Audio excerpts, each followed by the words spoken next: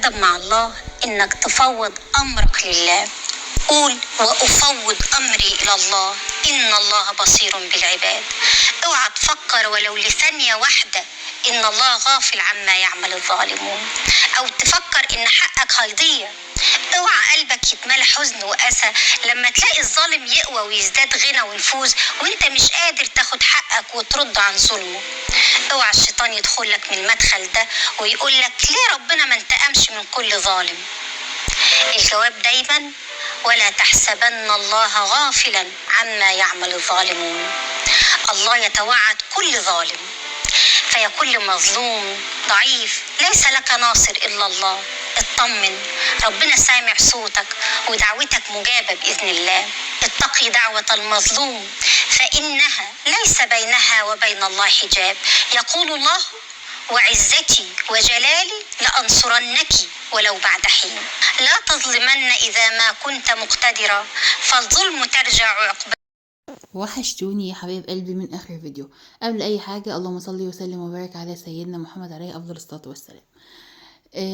من تحويش المصروف بتاع البيت، وقلنا قبل كده ان احنا مش هنشتري حلويات من بره خالص. ده يا بنات هو التوفير الصح، توفير. ما تشتريش اي حاجه من بره. لو ما بتعرفيش تعملي حلويات هاتي من على النت واليوتيوب وكل الكلام ده بيعلم اللي مش عارف يتعلم خالص. انا بدات ان انا اما عيد ميلاد بنتي قرب بدات ان انا اجيب الحاجه بتاعتها حاجه بحاجه، حاجه التورته حاجه بحاجه، وقلت لها انت عايزه تاخد إيه شكل التورته بتاعك يبقى ايه، فقالت لي على الشكل بتاع التورته اللي هي عايزاه، وهتتفاجئوا بالشكل في الاخر يعني. فقلت ان انا اجيب لكم بقى الفيديو بتاع التورته كله مره واحده عشان ما تتوهوش مني. طبعا التورته بتتعمل قبلها بليله، يعني السبونج بيتعمل قبلها بليله علشان يبرد، وعشان نقدر ان احنا نحط فيه الحاجات بتاعتنا وبرد، ونقدر نعمل الكريم شانتيه وبرد برضو علشان تقدري تعملي. بس والله للامانه الكريم شانتيه ما طلعش معايا احسن حاجه، ومش عارفه ليه، مع ان هو يعني نوع كويس. يعني انا جايباه سايب، بس البتاع بتاعه الكيس بتاعه كان قدامي يعني، هو بيجيب منه. طبعا حسب ما انت عايزه، ممكن تحطي 4 بيضات، ممكن تحطي 5 بيضات، في ناس بتحط 6 بيضات للاسبونج. مفيش غير معلقه محسن جل، بيكنج باودر هو محطوط فيه، معلقه محسن جل بس. وتحطي بقى الاسبونج بتاعك نص كيلو فانيليا، دقيق اسبونج فانيليا. وبعد كده تبدأي ان انت تضربي. لو انت عايزه المكونات بتاعه الكيكه او التورتايه ديت بحذافيرها يعني قوليلي، وهو كل حاجه معموله قدامك. قوليلي وقولي في الكومنتات الكميه قد ايه، وتحطي ايه بالظبط وتعملي ايه. الميه يا بنات اللي انا حطيتها لازم تكون ميه دافيه مش ميه ساقعه. اهم حاجه تضربي البيض لحد ما يعمل فوم كبير كده. وبدات حطيت الدقيق وعملت 2 سبونج يا بنات، وكنت جايباهم الاتنين فانيليا مش كاكاو فانيليا، يعني عشان التورتايه كانت هتبقى فانيليا مش شوكولاته. فرحي اولادك وابدأي اعملي حاجات بسيطه جدا. انت عارفين يا بنات ان هو مش ده مش المضرب اللي هو ب 150 جنيه، احنا عندنا المضرب ده بيتباع سرعات مثلا اقل وكلام من ده، بس والله شغال وحلو. في ناس كتير جابته وشكرت فيه جدا. اللي هو المضرب ده معروض يعني، وفي عليه عروض ب 150 جنيه، 7 سرعات. بس في ناس جابته، هو صغير شويه بس في ناس جابته وقالت ان هو كويس جدا. هاتي وابدأي، مش هتعملي كل يوم كيك ومش هتعملي كل يوم بتاع، هتعملي مره في الاسبوع بيه وتحافظي عليه، هو شغال. واهم حاجه يا بنات في المضرب سواء كان غالي او رخيص، ماركه او مش ماركه، انك تعملي وتسكتي 5 دقايق لحد ما المضرب يهدى علشان ما يفصلش منك، او لا قدر الله الموتور يتحرق. فانتي خليكي كده ست واعيه وشاطره، وحافظه على حاجتك. الادوات الكهربائيه يا بنات بالمحافظه هنحافظ عليها. انا بشوف ناس بتبقى مهمله جدا جدا في حاجاتها، وفي الاخر تعيط وتقول مش عارفين نشتري ومش عارفين طب ما انت تحافظي عليها، حافظه عليها. يعني مثلا حاجه بسيطه خالص للامانه يعني. لما النور بيطفى اول حاجه انت بتعمليها قبل اي حاجه ايدك على اي فيشه في اي منتج كهربائي او اي حاجه كهربائيه عندك، ايدك عليها تفصليها فورا فورا. مش حاجه واحده بس، يعني السخان شغال افصليه، التلاجة شغاله افصليها، البوتاجاز والله يا بنات، خلاط، مايكروويف، مروحه، شاشه، اهم حاجه، كمبيوتر، التليفون بتاعك محطوط في شاحن شيليه. كل اجهزتك الكهربائيه اللي انت حاطه في الشاشه بتاعتها في الكهرباء، ودي اكتر حاجه بتحافظ على الادوات الكهربائيه كويس جدا. انك تشيليها ليه بقى يا بنات؟ علشان ساعات التيار بيجي عالي وشديد شويه، فبيحرق الادوات الكهربائيه، وده طبعا اكتر حاجه مؤذيه جدا للادوات الكهربائيه. انك تكوني اخده بالك ان بدل انت موجوده في البيت تمام، حتى لو اولادك موجودين في البيت وانت مش موجوده، تعلميهم ان هم مش هيشدوا الفيشه بقى، افصلوها من الكوبس، يعني افصلوها يبقى في كل فيشه اكترها جنبها زرار او كلام من ده، او انت حطاها في مشترك او كلام من ده. اتقوا على زرار المشترك، اقفلوا الحاجه دي، اقفلوا السخان. لان في ناس كتير بتعاني من ان هي الادوات الكهربائيه بتاعتها بتبوظ او بتتحرق لا قدر الله، بسبب ان هي مش بتفصل الكهرباء اول ما الكهرباء تقطع او النور يطفى. الكريم سبونج يا بنات، او الكريم شانتيه، انا عملته بكوبايه ميه متلجه عليها كوبايه كريم شانتيه. حسب بقى، ما هو انت تاخدي ما تحطيش الميه كلها مره واحده، لازم تكون الميه متلجه. وكمان يا بنات حطيت مقلعه من الباستري كريم، او كريم باستري، فهو اللي بيديله الليونه ديت والحاجه دي. بس طبعا ما كانش طالع معايا احسن حاجه. مش عارفه ليه الصراحه، بقى انا عملت كل الخطوات وحطيت له نص كوبايه من السكر البودر. واللي انا بدهنه واللي انا بسقي بيه يا بنات ده شربات، بس شربات خفيف، سكر وميه وعليه عصره ليمونه وشويه من الفانيليا، حاجه بسيطه كده عشان بدي طعم ونكهه كويسه جدا. عملت التورته ادوار كده زي ما انت شايفه. والله يا بنات، من حاجات انا ما حسيتش بالتورته ديت، او الحاجه بتاعت التورته دي انا جبتها ازاي، انا مش ما حسيتش اصلا بتمنها. ما اتكلفتش من تمنها اي حاجه خالص، ما حسيتش ان انا فعلا اتزنقت فيها، او خربت معايا الميزانيه ولا اي حاجه. انا من قبل ما بنتي يجي عيد ميلادها، من قبلها بشهرين 3 كده، بدات ان انا اجيب الحاجه حاجه حاجه واحطها في التلاجة. يعني جبت نص سبونج، كان فايض معايا فلوس، جبت نص سبونج. النص يا بنات ب40 جنيه، هو الكيلو ب80 جنيه، فجبت نص ب40 جنيه، وبعد كده جبت نص تاني وعينته في التلاجة. ويكون بقى في مكان ما يكونش جاي عليها ميه ولا جنبه اي حاجه تديله اي طعم، او طعمه مش كويس، خليه في درج لوحده. في كده بيبقى رف تحت الفريزر كده، بباب كده. لو انت عندك من التلاجات دي الحديثه دي يعني، فبيبقى ايه الرف دوت موجود تحت التلاجة بالشكل ده، فانت بتحط فيه الحاجات اللي هي مش عايزاه يبقى لها ريحه او اي حاجه. او لو عندك درج تلاجة منفصل، حطي فيها واربطيه طبعا في كذا كيس عشان ما يلقطش اي ريحه من خضار، فاكهه، اي حاجه انت مخزناها في التلاجة. طبعا احنا محتاجين، انا محتاجه ان انا اجيب يا بنات اللي هو البتاع اللي بتظبط التورتايه كده، لان ما عنديش بصراحه، بعملها بالسكينه الكبيره ديت اللي عندي. فبنتي كانت قايله لي انا عايزه يا ماما شكل فراشه، فحاولت على قد ما اقدر يا بنات ان انا اظبطها بالكريم شانتيه وكلام من ده. وطبعا لما باجي ازوقها وكلام من ده، كل الكلام ده هيضيع يعني. حبيت بقى ان انا اعملها من الطروف كده ازرق. وهتقولي اللون الازرق ده من الكريم شانتيه يا بنات، انا جبت لون ازرق وقعدت احط لحد ما اداني اللون ده. وبعد كده الوردات اللي انا هعملها هتبقى اغمق شويه، هكمل بقى اللون على كريم شانتيه عشان تبقى اغمق شويه. ويجيش بيقول لك اتصرف، فجبت جلدة كراسة كده وغسلتها كويس جدا، وقعدت اعمل بيها التورتايه علشان السكينه ما كانتش معايا عمليه كويس يعني. فانا محتاجه والله ان انا اجيب يا بنات اللي هي ديت، هجيب حاجه حاجه كده مع نفسي كده لما اخرج. جبت اول 2 سبونج نصين، وبعد كده جبت يا بنات الكريم شانتيه. جبت الاول فاض معايا 20 جنيه، جبت ب20 جنيه، بعد كده فاض معايا 20 جنيه تانية، جبت ب20 جنيه تانية. بعد كده قلت خليني كمان اجيب ب20 جنيه كمان، ب60 جنيه. وفاض مني يعني. انا بحب ان انا، لان المكان بعيد عني، بعيد عن بيتي، فبحب ان يكون الحاجه عندي متوفره عشان مفيش حاجه تبوظ بسبب حاجه تافهه. فبعدين قطعتها كده وعملتها من ناحيتين، وبقت اللي هي شكل فراشة. وبعد كده اما نزوقها تشوف ان هي شكل فراشة بجد. قولوا بقى رايكم ايه، ورايكم في الشكل ايه، وبعرف اعمل تورت ولا لا. والله يا بنات انا كنت خايبه خالص في عمايل التورت. مره في حكايه، في حدوته بدات ان انا اعمل وبدات تبقى كويس. طبعا زودت لون علشان شكل الفراشه تبقى من اجنحتها كده ملونه اكتر، متبقاش نفس اللون بتاع الفراشه نفسها. حاولت ان انا بس اظبط كده الدنيا، ولو كان كريم شانتيه كان احلى من كده، كان هيظبط معايا اكتر، وهيبقى كان يبقى شكله احلى. بس الحمد لله عدت على خير يعني، وبقت كويسه وتمام، ما فيش مشاكل يعني. المهم بعد كده بقيت اجيب بقى يا بنات كيس كريم باستري، لو انا خارجه وفاض معايا حاجه. 2 بيكنج باودر، واحده فانيليا. بدات احوش البيض بيضتين ببيضتين، فاض معايا 10 جنيه. البقال هات بيضتين وعينهم في التلاجة، هات بيضتين وعينهم في التلاجة. اجيب بيض جديد، خد القديم وحط مكانه الجديد عشان بيبقى طازه. فما شاء الله طلعت كويسة جدًا، بنوتة فرحانة بيها جدًا. طبعًا يا بنات السكر عندي بتاع التموين، والله عاملاه بسكر تموين مش جايبة سكر من أي حتة تانية. طبعًا التورتاية دي ما بتاخدش أي مادة دهنية خالص، خالص، ما خدتش مني لا زيت ولا بتاع، لأن الإسبونج ما بيتحطش فيه لا زيت ولا سمنة ولا أي حاجة. جبنا لها إيه تاني يا بنات، الزواق بقى بتاع اللي أنتِ هتشوفيه دلوقتي.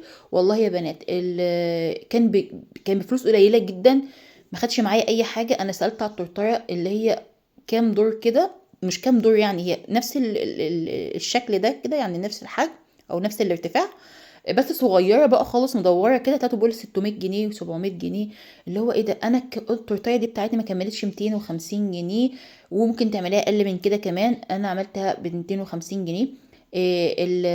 الالزق اللي انا بحطه ده يا بنات مارشميلو ازرق، عاملينه كده بالشكل ده، فجبته دول ب 20 جنيه كلهم، وفاض كمان للاولاد وكلوا يعني، فاض مارشميلو من ده وده ب 20 جنيه والله.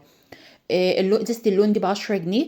جبت الحاجات اللي انت شايفاها البامبي ديت، او الروز ديت اوريو كده، بامبا في فانيليا من جوه. جايبه ب10 جنيه، ب10 جنيه كانوا حوالي 6 وحدات، فما احتاجتهمش كلهم يعني، والاولاد اكلوا الباقي. فاللي هو شايفه، وجبت كمان علبه من اللي هي عشان اعمل فيها شنبات الفراشه يعني. فجبت اللي هي العلبه البتاع ديت، فاتحطت كده حاجات بسيطه خالص. الشوكولاته الشيبس ديت، او الشوكولاته المدوره دي الصغيره دي، الشوكليت ديت، فكنت جايباها يا بنات تقريبا ب15 جنيه، شويه ب15 جنيه يعني، ما بكترش. وجت في الاخر شوفت ما تكلفتش معايا اي حاجه يعني، انا ما كلفتهاش اي حاجه. حاولت ان انا اظبطها كده بالحاجات اللي لسه باقيه. شايفين بلاش شكلها، يقولوا بقى اوريكم شكلها ايه. والله انا ما كنتش شاطره خالص في حكايه التورت خالص، وما كنتش يعني ما كنتش اللي هو انا يعني محترفه يعني، بس بحاول وبعمل، والحمد لله بتعمل، لان انت بتعمليها بحب، بتبقى حباها عشان بتعمليها لبنوتك وكده. فده كان اليوم، وحملت الكتوته كلها على بعضها. جبت كمان يا بنات بقى، تعالي بقى نشوف بقى التفريزات بتاعه رمضان. ودي حله كده حطيت فيها شويه من الميه وشويه من الملح، وهنجيب بقى ده بقى يا بنات معاه تخزين الكرنب. كرنب رمضان، خزني خزني خزني خزني زي ما بقول لك كده. شويه كمون عشان الريحه، اولا ريحه البيت، ثانيا ريحه الكرنب لما تبقي مخزناه بيبقى مدي معاكي نتيجه كويسه جدا، وريحه حلوه جدا ممتازه، بان انت بتخزنيه بالشكل دوت مع ال ال مع رمضان يعني، ودخول والشتاء والكلام من ده. الكرنب دي يا بنات احنا بنسميها عنده في البلد كرنب بطايه، يعني تبقى مبططه كده، بس طعمها يعني ممتاز بجد والله. طعمها حلو جدا ورقيق جدا، وبترمي معاكي كويس جدا. انا جبت بقى ايه، جبت يا بنات خس، وجبت كمان خضره. ده اللي مش الخضره بس اللي انا هعملهم بس المحشي، لان انا هجيب كمان احنا جايبين ارض كده زرع خضره وشبت وبقدونس وحاجات من دي، بنروح نشتري منها. بس هو جارنا يعني ساعات ما بيرضاش ياخد الفلوس يعني، وبيدينا كده بصراحه يعني، بيدينا شويه كتار يعني.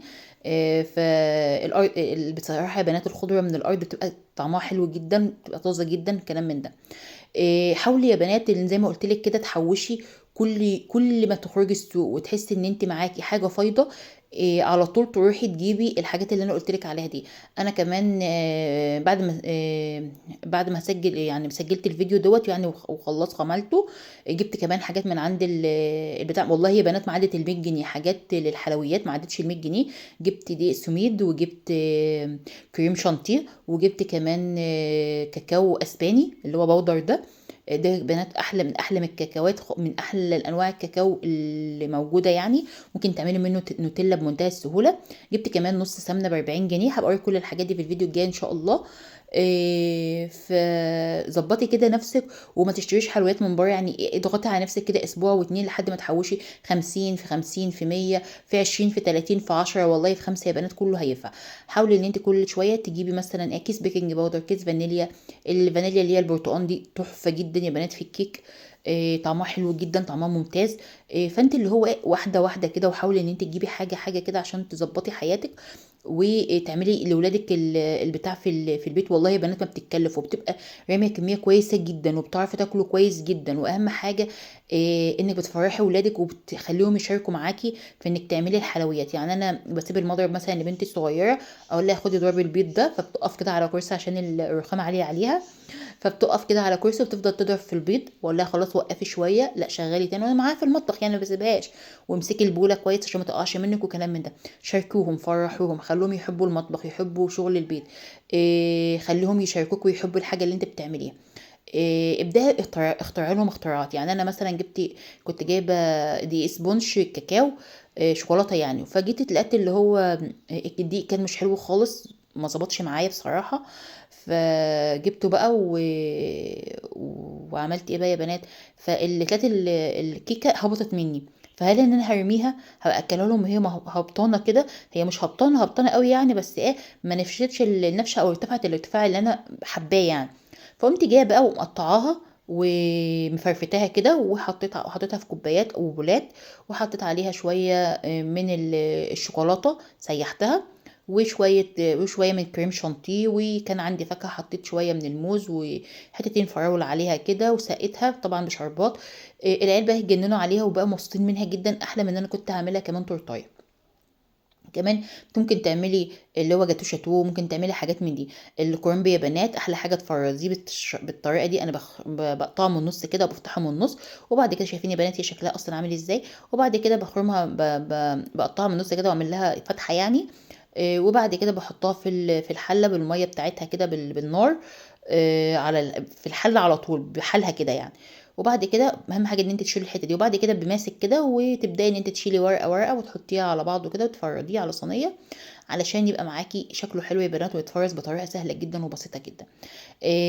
خليكي بقى ست واعيه وموفره كده، وكل ما يجي معاكي حاجه دايما تشيليها وتحطيها على جنب كده، وتجيبي البنات يا بنات. قلت بدل مره مليون، السلع في البيت او الحاجه في البيت، المنتجات في البيت زي خضار، فاكهه، حاجه حلويات، دقيق، اي حاجه، سمنه، زيت، بهارات، اي حاجه احسن من الفلوس 100 مره. الحاجه بتغلى والفلوس زي ما هي قيمتها بتقل وبس. طبعا الميه غليت اهيت، هبدا ان انا احط الكرنب بتاعي كده على الناحيه دي يا بنات الاول، بعد كده هقلبه. هتحطيه كده على الناحيه دي وبعد كده تقلبيه. وبعد كده يا بنات اول ما تقلبيه بقى يبدا ان هو يستوى كده، حسيت ان هو يستوى من جوه، طبعا الميه دخلت له جوه، فمش هياخد منك وقت خالص خالص. فتبداي بقى بالماسك كده وتجيبي صينيه تكون واسعه شويه يعني، وتجيب ان انت تفكيه كده واحده واحده منها، وهيبدا يفك معاكي بمنتهى السهوله. قبل اي حاجه لازم تكوني حاطه زي ما قلت لك في الحله ملح وكمون، علشان يبقى يدي معاكي نتيجه حلوه جدا. التفريز يا بنات له اصول وله قواعد، وزي ما قلت لك قبل كده في الفيديو اللي فات، انا لما بحب افرز مثلا حاجه بحط كل حاجه لوحدها، مش بحط السمك مع اللحوم مع كل حاجه. الفراخ يا بنات زي ما قلت لكم، انا عايزه اقول لكم اسعار الفراخ النهارده غليت جدا. الفراخ النهارده ب 86 جنيه عندنا. فالحقيقه على رمضان هتوصل ل 100 جنيه و100 وازيد من 100 كمان. فاللي هو هتبقي انت بصراحه يا بنات الدنيا رايحه في داهيه خالص. اللي هو ايه ده يعني مش بيغلوا مثلا جنيه ولا اتنين، لا ده ب5 جنيه وال10 جنيه مره واحده في اليوم الواحد. البورصه بتغلق في اليوم الواحد. طبعا حطهم على صينيه كده، وتبداي ان انت واحده واحده بالماسك كده، منتهى السهوله خالص، بيطلع معاكي بمنتهى السهوله. زي ما انت شايفين يا بنات. واهم حاجه الكورب اللي انت هتفرزيه ما تحاوليش انك تخليه مهري يعني دايب قوي، علشان تعرفي ان انت تمسكيه ويقعد معاكي فتره طويله. الكورنب يا بنات من الحاجات اللي طعمها مش بيتغير خالص لما بيتفرز، لو قعد عندك سنه كمان. كمان يا بنات من الحاجات المهمة جدا انك ما تفرزيش الكرنب عشان ما يجلدش منك، وده اللي بيخليه يجلد. انك ما تفرزيش الكرنب وهو سخن، لازم تسيبيه لما يبرد خالص خالص خالص معاكي، ويدي معاكي وتبداي ان انت تعمليه. يعني انا بالليل بقى جيت وحطيته كده على بعضه، وبدات ان انا اقطعه بالشكل ده. وهي بنات التقطيعه السهل جدا على ست البيت، ان انت تاخدي على طول الورقه كده وتقومي حاشيها من غير اي حاجه خالص. هتقطعها كده زي ما انت شايفاها بالشكل ده، وهتفرزي كميه كبيره جدا في وقت صغير جدا. مش هتحتاجي ان انت مثلا انت تقعدي بقى تقطعي بالسكينه وتاخدي ورقه كبيره طويله وتقعدي تعمليها وكلام من ده. بنحطه كده على بعضه، واقطع الحته اللي هي التخينه ديت وبقى وفرزه على قد التفريزه اللي انا محتاجاها يا بنات. في ناس بتسالني بتقولي طب احنا كمان الكورب عندنا معانا بيجلد وكلام من ده. اهم حاجه يا بنات في تفريز الكرنب انك ما تعينهوش اولا وهو في ميه. اوعي اوعي اوعي تعين الكرنب وهو في ميه. يعني ايه؟ هصفيه يا بنات، هصفيه بمصفى، في مصفى كده الاول، او تسيبيه لحد ما يبرد خالص، والصينيه اللي معاكي ديت تبداي ان انت كل ما يتجمع فيها شويه ميه تصفيهم، يتجمع شويه ميه تانيين تصفيها. حاول ان انت تحطيها كده على حته عاليه، يعني حته عاليه وحته واطيه عشان تصفي الميه كلها في ناحيه واحده، وتبداي ان انت تعمليها. طبعا الكلام ده كله مش هيترمى، كله ده هيبقى كل ده هنعمله ونظبطه مع بعض يا بنات. فبقول لك اللي هو حتى شوفي شايفه ديت مش بتترمى خالص، انت بتظبطي وتعمليها برضو، لان ديت من اول الكورنبايه بالشكل ده. فانا بظبطه كده وبقطعه، وبيجيب معايا كميه جامده جدا. وبحط يا بنات بقى في رمضان على قد الاكله، يعني في الايام العاديه ممكن لو فات شويه محشي تاني يوم هتتغدي بيهم، انما في رمضان لا، رمضان بيبقى عايز الاكل يوم بيومه، ويبقى المفروض ان هو يكون طازه.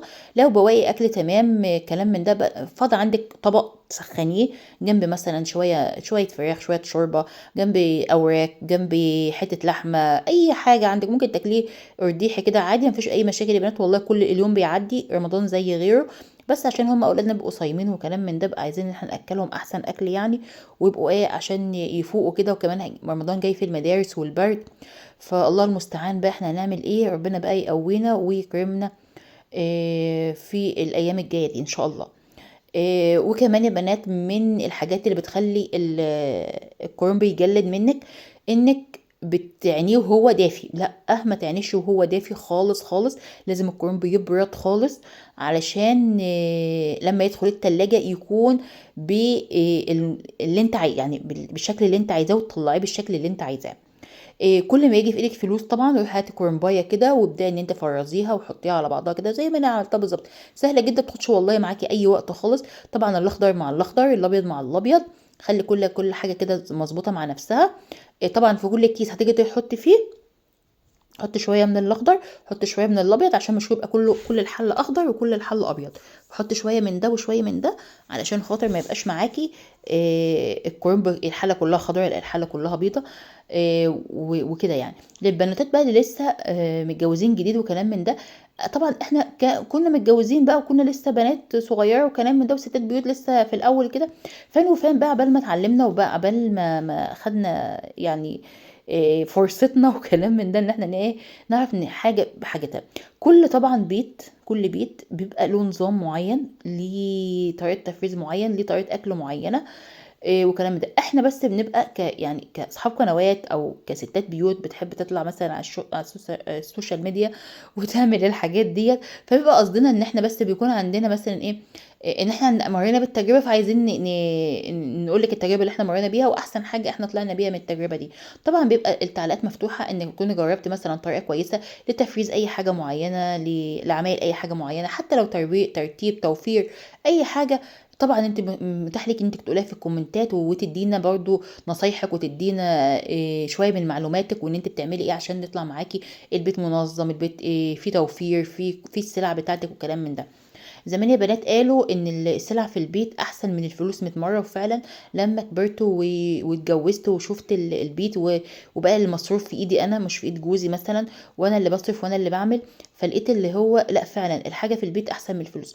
الفلوس المتنطوره دي يا بنات، او اللي هي محطوطه ديت في حته لوحدها، انت مش بتعرفي تعملي بيها حاجه، تاخدي منها، وفي الاخر تلاقي بيتك لا مليان خير، ولا عرفتي ان انت تكملي حتى الشهر بالفلوس. فخليكي ست واعيه كده، وزي ما قلت لك ما تحطيش البيت كله في سله واحده. دايما يا بنات حطوا الفلوس في حتت معينه، حتت بعيده عن بعض، علشان طول ما انت سايبه الفلوس كلها في حته واحده تحسي ان هي كتيره معاكي، تاخدي منها، اذ فجاه تيجي تبصي تلاقيه ما عادش معاكي، ومش عارفه تكملي الشهر ازاي، او حتى الاسبوع ازاي لو بتاخدي بالاسبوع.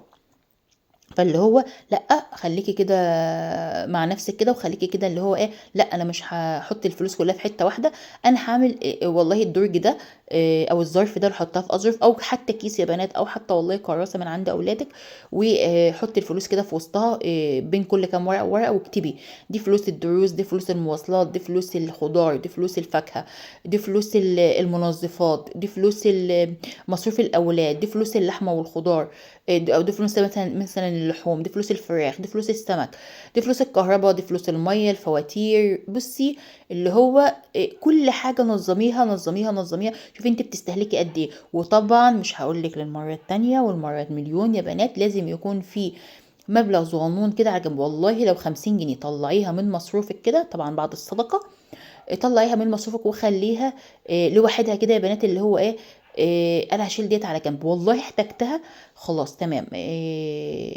ما فيش مشاكل، ما تزعليش. ما احتجتهاش هحطها على بعضها، ويبقى هو دوت اسمه ظرف الطوارئ. يعني ايه ظرف الطوارئ؟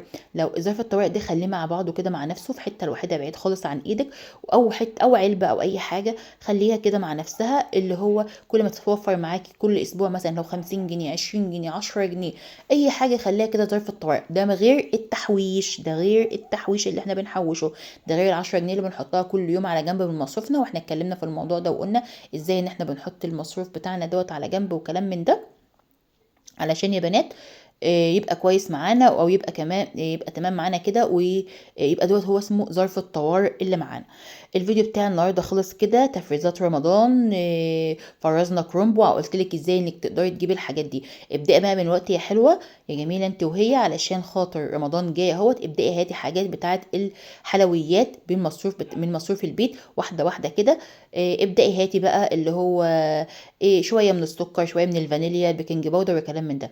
عايزه اقول لك بقى ان كان يوم جمعه، وكنت عامله محشي، ده محشي كرنب وكوسه وبتنجان من اللي هو الابيض، وحطيته تحت كده تحت البتاع. وطبعا عملت فرخه بلدي كانت تحفه تحفه تحفه. وكمان يا بنات شويه من الشوربه. وطبعا طبعا طبعا الاساسي ان في حد في العيله يقولك انا ما بحبش المحشي، فكنت عامله فراخ وكنت سايبه له من يومين، يعني حطاه في الفريزر بالبطاطس بتاعتها وكده. وانا بحب نحمر المحشي كده في تحت الشوايه. وعملت له رز ابيض، عملت له رز ابيض طازه، بس الفراخ ديت كنت عاملاها من يومين، وكنت يعني مكتره وسايبه له مناب، علشان هو طبعا هيقرفني ويقول لي مش بحب المحشي، وفي الاخر اكل منه يعني، بس هو لازم كده. والسلام عليكم ورحمه الله وبركاته.